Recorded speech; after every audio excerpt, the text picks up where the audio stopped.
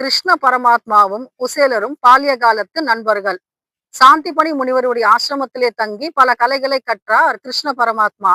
அவர் 64 நாட்களில் 64 கலைகளை கற்றுவிட்டார். அப்பொழுது ஒரு நாள் விறகு சுள்ளிகளை பொறுக்கிக் கொண்டு வருமாறு குரு ஆணையிட கிருஷ்ணரும் குசேலரும் காட்டிற்கு புறப்படுகிறார்கள்.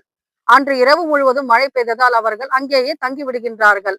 அவர்களுடைய நட்பு அங்கே பலம் பெற்றது.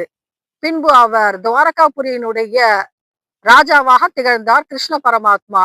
குசேலர் பல பிள்ளைகளை பெற்று வறுமையிலே வாடினார். அப்பொழுது குசேலருடைய மனைவி சொன்னாலாம், தாங்கள் பால்ய காலத்து நண்பர் அல்லவா, அவரை சென்று பாருங்கள் என்று கேட்கும் பொழுது குசேலர் துவாரகாபுரிக்கு புறப்படுகின்றார். கையிலே ஒரு அவல் மூட்டையை வைத்துக்கொண்டு அவரை வரவேற்று அவருக்குரிய ஆசனம் அளித்து அவருடைய பாதத்தை கழுவி அவருக்கு அதிதி சத்காரம் செய்கின்றார் கிருஷ்ண பரமாத்மா. பின்பு ஆவலாக குசேலருடைய மனைவி கொடுத்த அவலை எடுத்து உண்கின்றார். இதனால் குசேலருடைய வறுமை நீங்கியது.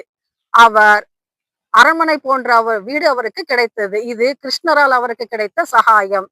கிருஷ்ணருடைய நட்பை பூரணமாக பெற்றவர் குசேலர். ஆனால் இந்த விஷயத்தை கிருஷ்ண பரமாத்மா குசேலரிடம் சொல்லவில்லை. அவர் எதுவும் கேட்காமல் திரும்பி போய்விட்டார். ஆனால் வீட்டிற்கு வந்து பார்த்தவுடன் அவருடைய வறுமை நிலை நீங்கிவிட்டது. குபேரபுரிக்கு செல்வந்தர் போல அவர் திகழ்ந்தார். கிருஷ்ணர் ஏன் கூறவில்லை? அவர் வேண்டி பெறவில்லை. இந்த செல்வத்தை கேட்காமல் சென்றதற்கே இத்தனை செல்வத்தை கொடுத்தார் கிருஷ்ண பரமாத்மா. கிருஷ்ணரிடம் நாம் வேண்டும் என்று கேட்க வேண்டாம், அவரே கொடுப்பார். இது கிருஷ்ணருடைய சாநித்தியம். ஜெய் கிருஷ்ணா.